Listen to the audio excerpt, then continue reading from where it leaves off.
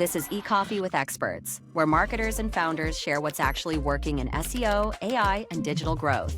Grab your coffee and fuel your mind as we chat with top minds about their wins, struggles, and lessons you won't find in a blog post. Brought to you by Digital Web Solutions, we bring real talk to help you grow your business, one episode at a time. Let's get started. Hey, hi everyone. Welcome to your show eCoffee with Experts. This is your host Ranmay here.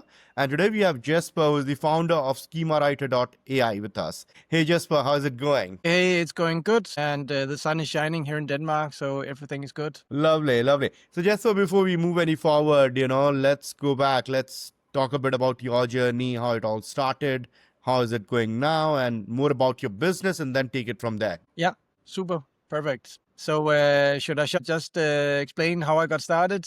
Yeah, so I created my first web agency back in 2008. And the foundation of my first web agency was actually building websites. I was also doing SEO back then, but the foundation was websites. And I started out by actually having the ambition to build a competitive platform to WordPress. So it's not something that I'm talking a lot about, but that was actually my ambition back then, because in 2005, 4, 6, 7, back in the days when WordPress was relatively new and young, it wasn't super duper user friendly. I would say that it's still not super duper user friendly. But that was my ambition. So I actually developed a web platform that is built from ground up to build websites, static HTML websites, but to function actually like WordPress. And I built, I think I got around 700 to 800 clients on my own platform. Wow. So yeah, that was my start. Lovely, lovely. Back in 2008, you built an agency that launched 750 plus websites. Yeah. What did that journey, Jesper, teach you about scaling SEO before even automation was a thing? Yeah, so that's actually very interesting, because in 2008, it was much easier to rank in Google than it is today. Yes. It was more a question of having the correct keywords in the title, the header, the subheaders, and the content a couple of places. So actually, we could actually automate that. We didn't have AI, of course, so we had to write our own programmatic rules. So it was actually one of the focus points of my business that I actually programmed that into my builder. So it was actually quite clever, because you could build out the web page, and then you could specify that this is the keyword I want to rank for, and click enter. And then the system, not based on AI, but based on programmatic rules, just simply inserted the keyword all the correct places and variations. And just by doing that, it was kind of like automation. We could actually rank clients higher. So that was very interesting. And so that was an interesting strategy that we could deploy back then. Yeah.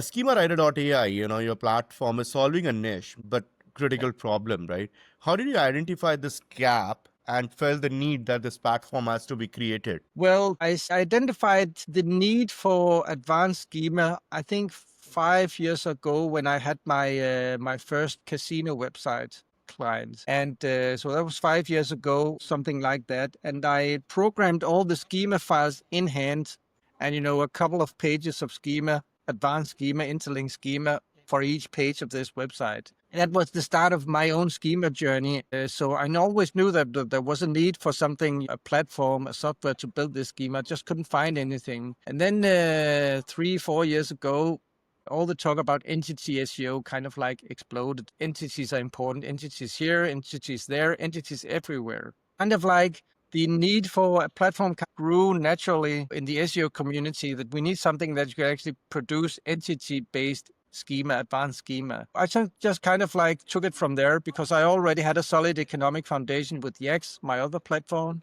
So I wasn't in risk of anything. I didn't risk anything just by building SchemaWriter for myself. And then people wanted it, fine. And I knew that people would want it. So it was actually a nice journey with SchemaWriter. Lovely, lovely. Many SEOs, still kind of treat Schema as a side project. So why do you believe it has become so central to rankings in 2025? Well, it's Schema has always been kind of like a niche thing in SEO, because writing these structured data, it's not for everyone. It is complicated. Even for me, it's complicated. So but it has always been kind of like, I'm not sure I would use the word ranking factor, but it is something that actually can improve your ranking. It can also make your web page rank for more keywords. So, and these days with the large language models, it's becoming more and more important, and also with the AI overview, because now we not only have the Google crawler, we have the Bing crawler, the Yahoo crawler, the search engines,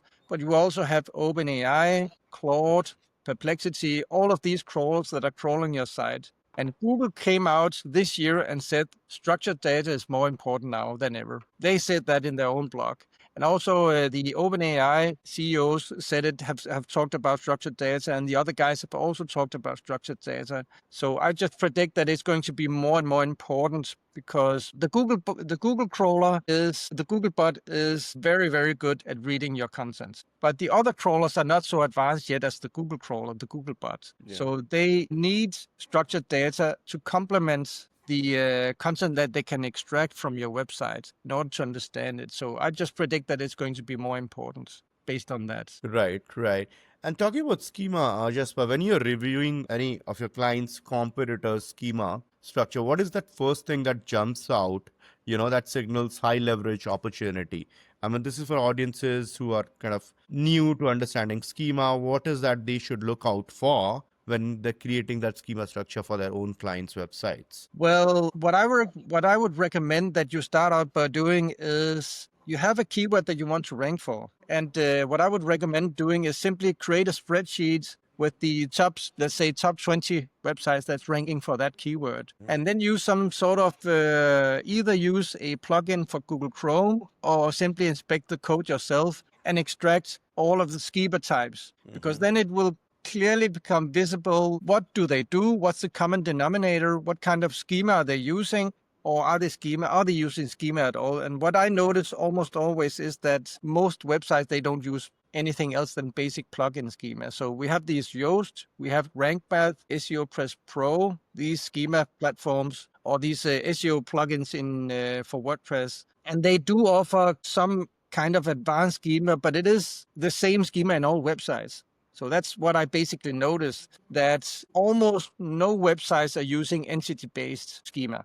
An entity-based schema, in my opinion, is super important, because what is entity-based schema? So an entity is a keyword that's defined by having a Wikipedia page. And why is Wikipedia important? Wikipedia is important because we know that Google is using Wikipedia to base their own knowledge graph on. So there's a strong connection between the content in Wikipedia and Google rankings. That's what we know. And the special thing about entity-based schema is that you can actually put the keywords from the entities in your schema and the link to Wikipedia. So when Google crawls your page, they can actually see, okay, so this is what this guy means. He wants to rank for this keyword. This keyword is connected to these entities, and we can read more about this entity over in Wikipedia. Yeah.